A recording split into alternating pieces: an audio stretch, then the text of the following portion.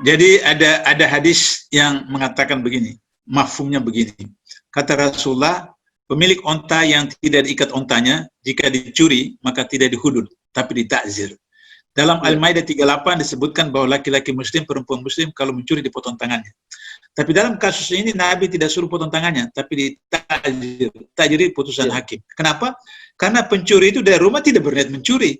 Tapi mungkin belum sarapan, kemudian bulan tua, di jalan ada onta leluasa, maka kemudian dia curi. Dari hadis itu lahir teori yang mengatakan bahwa kemungkaran, khususnya korupsi, penyebabnya karena dua, niat dan kesempatan. Niat itu dengan individu, yang melalui pendidikan rumah, pendidikan sekolah, pendidikan masyarakat. Kesempatan adalah sistem yang diterapkan di keluarga, di pemerintahan, di masyarakat, negara, politik, ekonomi, dan seterusnya. Jadi untuk menyelesaikan bangsa kita, dua saja. Pertama, memperbaiki pendidikan nasional. Karena niat itu harus dibangun melalui pendidikan nasional. Yang kedua, kesempatan kita perbaiki sistem. Nah, sistem tadi saya sudah katakan tentang reformasi birokrasi. Nah, kalau reformasi birokrasi itu kita lakukan, katakan kalau dari 2005 belum laksana, tapi kita bertekad sekarang 2020, maka saya hitung 2045, 100 tahun Indonesia merdeka, itu bisa tercapai, selesai 2045. Kalau reformasi birokrasi dilaksanakan. Nah, saya mau singgung sedikit tentang pendidikan nasional. Kita lagi 10 menit ya? Iya, sekitar 10 menit lagi, Pak Abdul. Lebih dapat itu. Iya, 10 menit. Ya, lebih sedikit apa? Pendidikan nasional kita itu saya lihat 4 indikator gagal pendidikan nasional.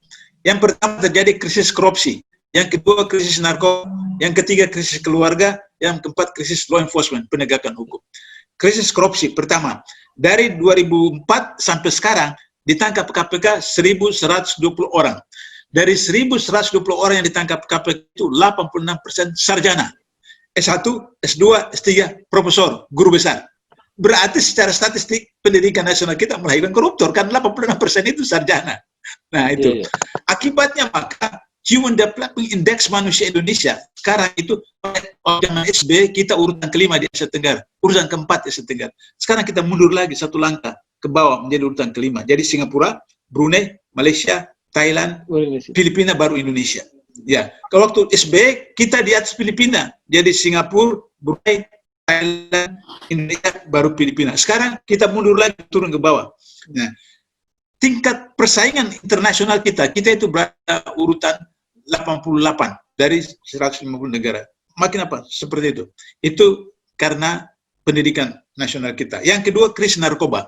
Data-data di BNN sekarang ada 3,5 juta yang menggunakan narkoba. Dari 3,5 juta itu 500.000 yang sakau. Artinya kalau tidak menggunakan itu 1 hari 2 hari bisa bunuh orang, bisa apa semacam untuk mencuri apa untuk bisa seperti itu 500.000 orang. Tetapi yang paling dahsyat data-data BNN hari mengatakan bahwa 1 hari 33 orang meninggal di Indonesia, seluruh Indonesia 33 orang 1 hari meninggal rata-rata karena narkoba. Itu luar biasa. Yang ketiga krisis keluarga. Krisis keluarga luar biasa. Negara mau menghancurkan satu negara lain, maka pertama dilakukan adalah menghancurkan keluarga. Dan itu keluarga kita sekarang dihancurkan.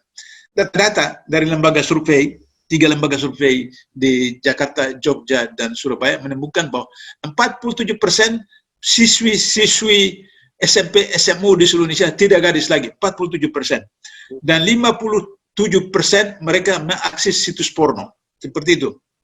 Hasil penelitian itu juga menemukan bahwa tempat yang aman untuk melakukan hubungan seks pasangan muda-mudi yang bukan suami istri, di hotel, bukan di penginapan, tapi di rumah sendiri. Di rumah sendiri. Kenapa di rumah sendiri? Karena bapak kerja, ibu kerja, abang, kakak, adik pergi sekolah, maka tempat yang aman itu ada di rumah sendiri pada waktu seperti itu. Ini luar biasa, krisis keluarga. Terakhir tentang keluarga ini, data-data di Kementerian Agama menyebutkan setiap tahun perceraian itu 13%. Dari pernikahan setiap tahun 13%. 13% dalam ilmu penelitian itu luar biasa, 13% perceraian. Dari 13% perceraian itu 70% gugatan cerai. Nah, artinya bahwa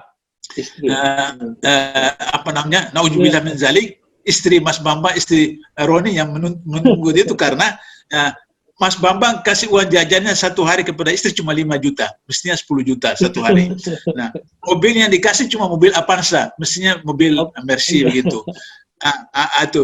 Shoppingnya cuma di Jakarta, mestinya di Singapura, di Hong Kong dan seterusnya. Nah, itu kondisi luar biasa. Yang terakhir adalah law enforcement.